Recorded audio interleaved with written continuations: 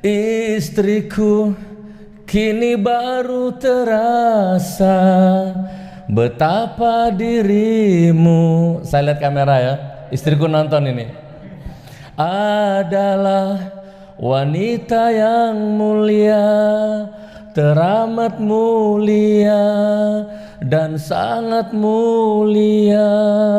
Subhanallah. Yang mana, Gus? Subhanallah. Terus Bu, istriku, kini baru terasa betapa dirimu adalah wanita penyabar, teramat penyabar dan sangat penyabar. Istriku tak nyanyikan ini dari dalam penjara, nangis Bu. Belum ada musiknya, masih video call seperti ini, nangis dia jadi itu. Yang saya hormati, saya takdimi guru kita semua, Ustadz Slamet Ma'arif, dan semua guru-guru yang ada di bawah ini, salam takdim saya. Mohon maaf secara adat istiadat saya lebih muda duduk di atas, dimaafkan ya Ustadz. Masya Allah. Baik, jadi tadi Ustadz Slamet di mukodimahnya menyinggung saya menyantren selama 10 bulan di Bareskrim. Alhamdulillah ketemu dengan beliau, Habibana Rizik Sihab, Habib Rizik, itu kalau tidak salah 4 kali ya, Maulid Nabi, terus apa lagi ya, pokoknya setiap hari besar Islam beliau diundang ke sel kami, beda blok Pak. Jadi saya di blok sini, beliau di blok sana, ketutup tembok ini, beliau di bloknya narkoba. Dan sepengamatan saya selama ketemu beliau di sana, beliau tetap tegar, sabar, sehat, bugar, tidak ada satu urat, satu gurat pun di wajahnya yang mencerminkan resah, galau, itu enggak ada Pak. Wallahi saya bersaksi ini, demi Allah ini, enggak ada. Ceramah di dalam pun tetap lantang, menyuarakan kebenaran. Jadi jangan harap orang-orang seperti beliau ya, orang-orang seperti kita ini, orang-orang yang merdeka, yang tidak terbeli, itu sedih hanya urusan-urusan penjara duniawi seperti itu. Nggak ada. Karena jiwa kami sudah terpesona dengan Allah, jiwa kami sudah terpesona dengan agama Allah, jiwa kami sudah terkesima ini dengan kalimat tauhid la ilaha illallah Muhammadur Rasulullah. Kami terpesona. Gini maksudnya, mungkin Bapak Ibu pernah dengar ceritanya segerombol wanita sedang ngupas buah. Tiba-tiba Nabi Yusuf lewat, teririskan tangannya, tapi kan nggak terasa, walaupun darah bercucuran, walaupun luka tangannya, tapi nggak terasa.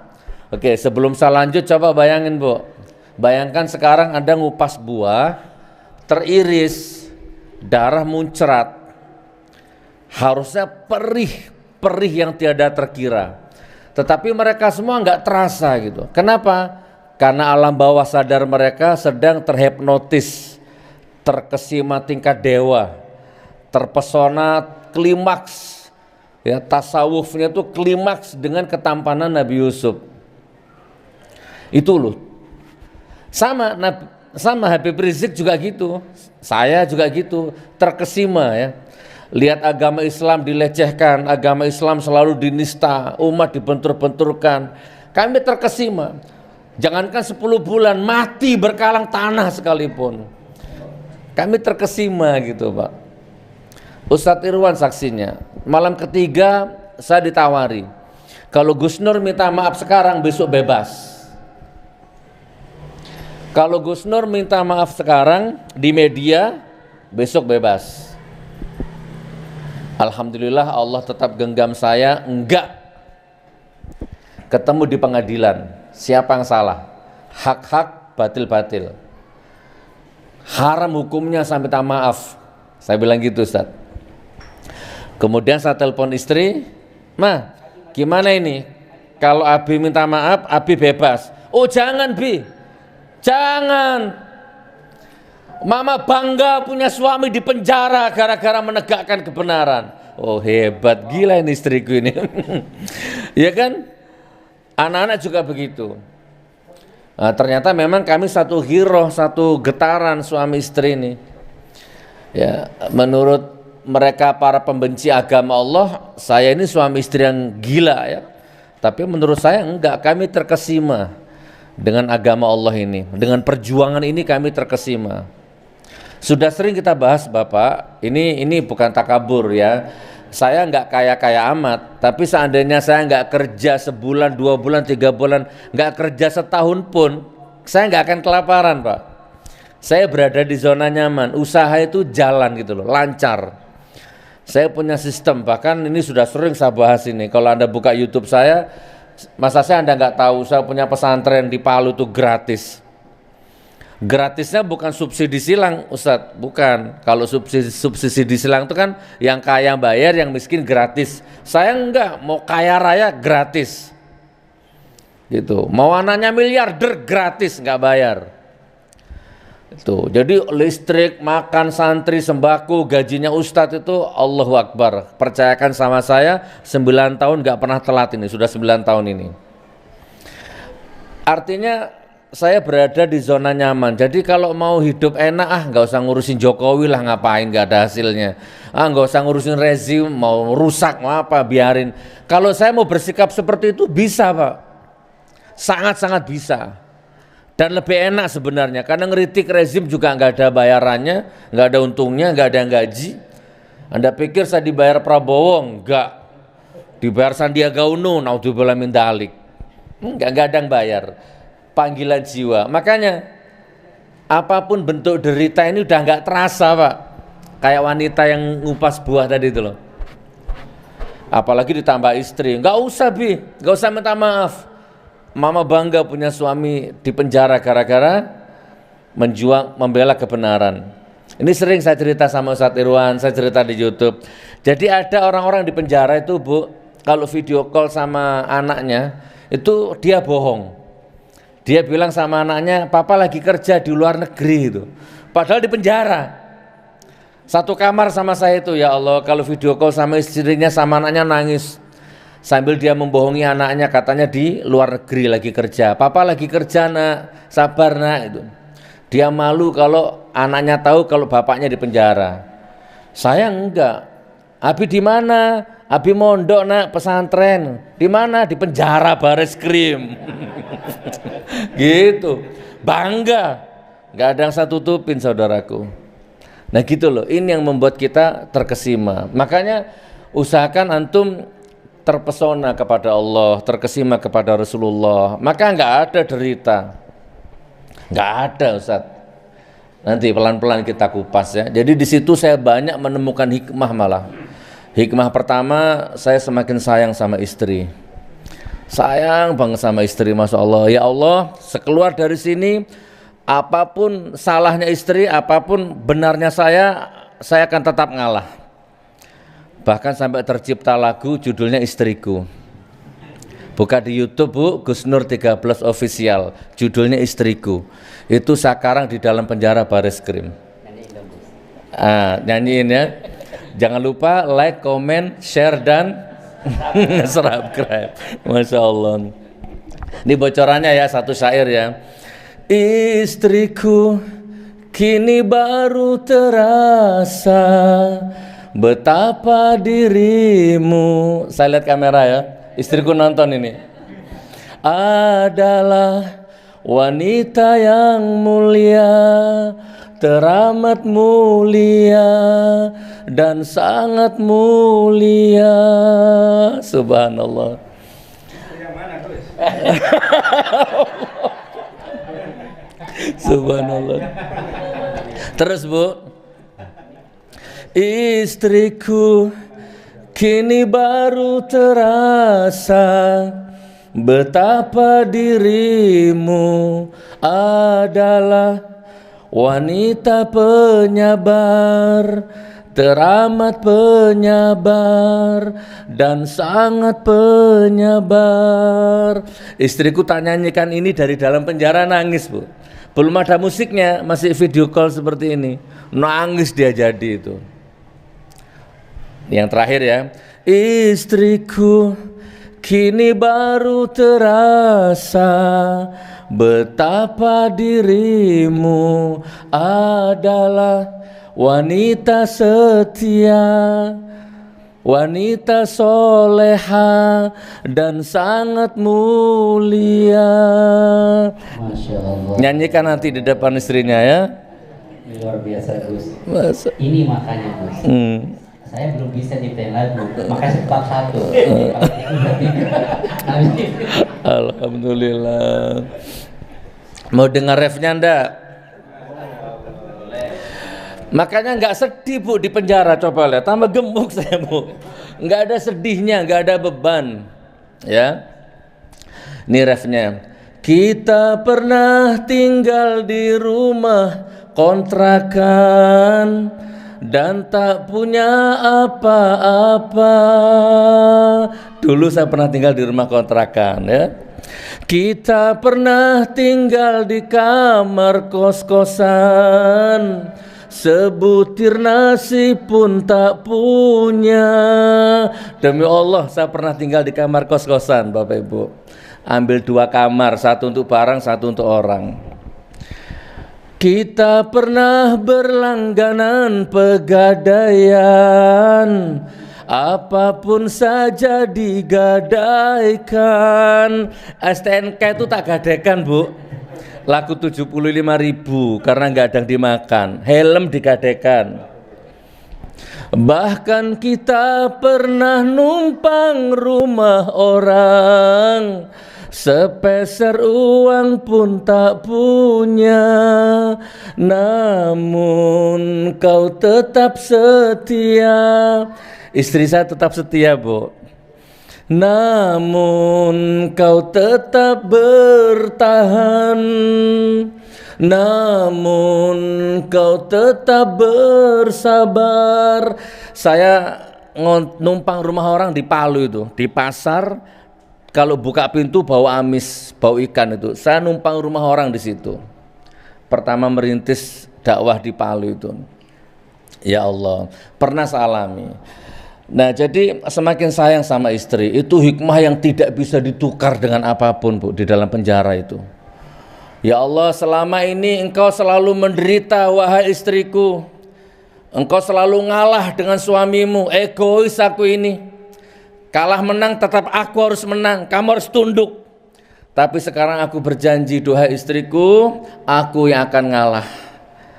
Walaupun aku benar, aku salah, nggak penting. Yang penting aku yang akan ngalah. Nah, ini saya dapatkan di penjara. Jadi antum nggak usah nunggu di penjara. Sekarang temukan kebaikan istrimu ya. Gitu. Lanjut Bu. Di saat tak punya apapun, kau tetap tersenyum, istriku. Ku menghargaimu, ku menghormatimu, ku menyayangimu. Insya Allah sampai akhir hayatku. Masya Allah ya. Tidak kuat Ibu ya. Siap menyayangi istri? Siap. Istri yang berapa Ustaz? Masya Allah. Kurang lebihnya seperti itu. Dan insya Allah kalau Anda bisa membangun rumah tangga sakinah mawaddah warahmah, insya Allah ya selesai Indonesia ini. Islam tidak mungkin hilang dari bumi Allah, nggak mungkin Pak. Tapi Islam akan hilang dari Indonesia, itu tidak menutup kemungkinan. Kalau Anda nggak menjaga dari sekarang. Nah makanya cara menjaga salah satunya adalah sakinah dulu rumah tangganya, bangun iman dalam rumah tangganya masing-masing. Kalau bahasa saya gini, kita nggak mungkin bisa membuat Bahtera Nuh sebesar itu karena tangan kita terbatas, ilmu kita terbatas. Tapi minimal ciptakan sekoci-sekoci kecil di dalam rumah tanggamu itu. Gitu lah ya. Misalkan gini, lahirkan banyak penghafal Quran dari rahim istrimu. Sama Ustadz Abdul Somad cocok enggak? Gimana sama Ustadz Abdul Somad? Karena sementara ini apa ya? Saya ngefans sama beliau. Ya, oke. Terus sama Ustadz Adi Hidayat? Cocok ya, oke. Sama Abu Janda? Oh enggak ya? Oh enggak. Jauh ya. Nah, jadi gini, Ibu, maksudnya gini. Coba lahirkan Ustadz Adi Hidayat gitu loh. Yang banyak lahirkan Ustadz Abdul Somad dari rahim istrimu gitu maksud saya. Lahirkan banyak penghafal Quran. Pernah nggak terpikir sama antum, aku harus punya 5 anak penghafal Quran gitu? Kan nggak, jarang berpikir seperti itu. Gubrak bikin anak, tahu-tahu udah jadi anaknya gitu ya. Nggak ada konsep, nggak ada schedule nanti harus begini, harus dandan cantik dulu, mandi dulu. Kan nggak ada kan gubrak gitu ya. Makanya jadi anak kan asal jadi ya. Kayak produk gagal gitu ya. Gitu. Coba pikirkan Pak, lahirkan banyak penghafal Quran, lahirkan banyak Habib Rizik dari rahim istrimu. Terpikir enggak? Ini yang ada berapa ini? Subhanallah, ada kalau 100 orang lah ya, 100 orang ya, lebih ya. Coba sekarang WA istrinya, yes gitu. Apa? Manggil apa sama istri? Umi, siap-siap Umi, nanti malam Umi. Kita ciptakan Habib Rizik, kita ciptakan Ustadz Abdul Somad, kita ciptakan Ustadz Adi Hidayat. Kita lahirkan dari rahim istriku. Kalau bapak sudah tua, Gus Nur, aku udah nggak mungkin punya anak. Lahirkan dari rahim menantumu, kan gitu ya. Jadi kalau Anda punya anak perempuan, punya putri perempuan dilamar orang, jangan tanya pekerjaannya. Siapa namanya Pak Haji? Pak Haji Hanafi, amin ya. Saya tertarik sama putrinya Pak Haji, saya mau melamar. Oh siap, Gus Nur. Kalau boleh tanya, Gus Nur sudah berapa juz hafalannya? Gitu Pak Haji. Oh, saya belum bisa ngaji Pak Haji. Oh, berarti Anda nggak layak jadi menantuku. Pulang. Kan gitu Pak. Karena ini menyangkut agama Allah gitu loh. Ada hubungannya ini. Kalau nggak pikir dari sekarang kapan? Oh, alhamdulillah saya sudah hafal 2 surat. Alhamdulillah. Pulang dulu nak. Nanti kalau genap 6 juz baru ke sini. Jadi mahal. Kalau Anda pikirkan ini, insya Allah walaupun Anda wafat, anak Anda akan jadi pejuang Islam nanti. Dites. Coba anak sudah bisa ngaji, sudah dites. Baca surat apa? Ar-Rahman. Ar-Rahman. Putrinya Pak Haji dengerin di dalam. Allamal Quran, khalaqal insan,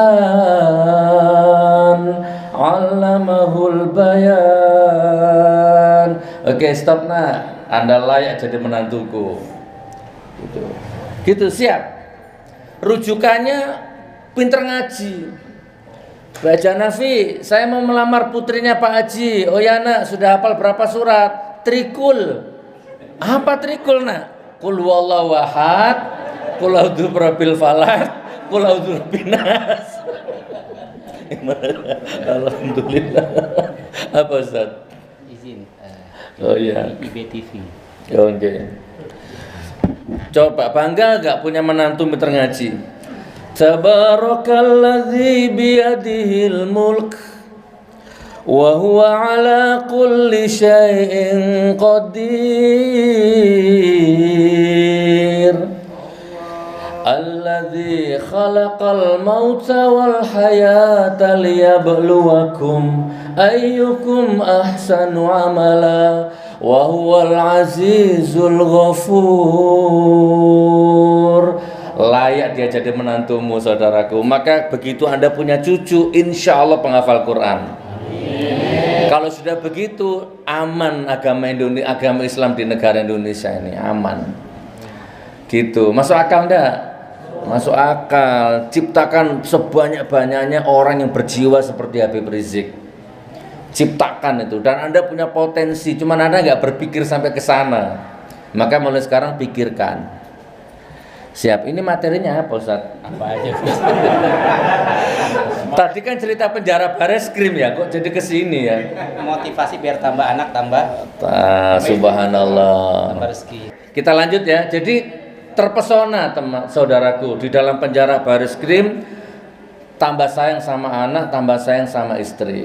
Sebelum di penjara, ya udah rumah tangga seperti ini, egois, menang sendiri gitu kan.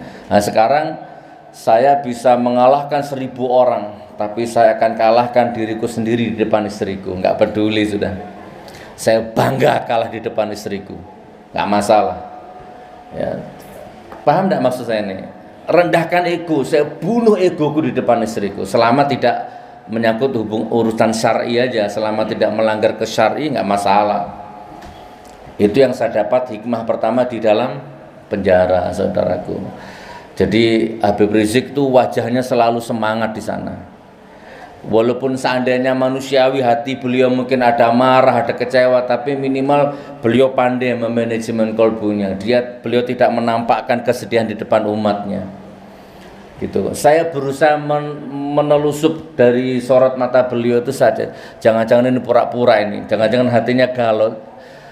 Saya nggak bisa menemukan kegalauan di wajah beliau itu. Mungkin karena pinter beliau membentengi ininya, kolbunya itu. Nah, jadilah orang seperti itu.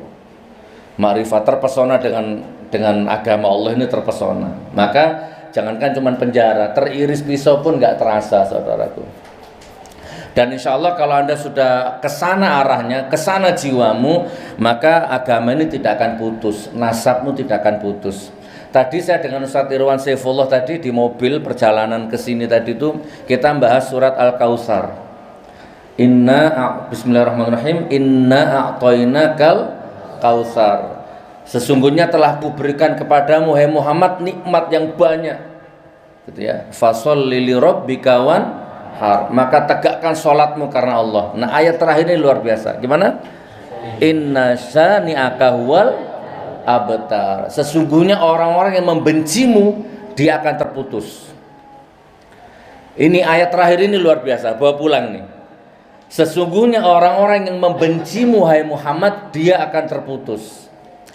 Jadi ini ayat ini turun, asbabun nuzulnya ayat ini ketika Nabi Muhammad itu ketika putra beliau Ibrahim wafat, kan seluruh orang-orang kafir lah, musuh-musuh beliau kan, Muhammad selesai urusanmu, selesai nasabmu, terputus nasabmu, nggak akan berkembang dakwahmu.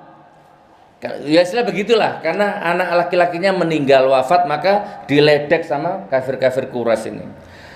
Nasabmu, agamamu, ilmumu, dongengmu, sihirmu sudah selesai, nggak akan berkembang. Istrimu meninggal, pamanmu meninggal, amunisimu habis, gitu istilahnya gitu. Semua kekuatan yang menopang dakwahmu selesai semua, putus semua. Mau apa kamu sekarang? Putus kamu, nggak akan berkembang agamamu.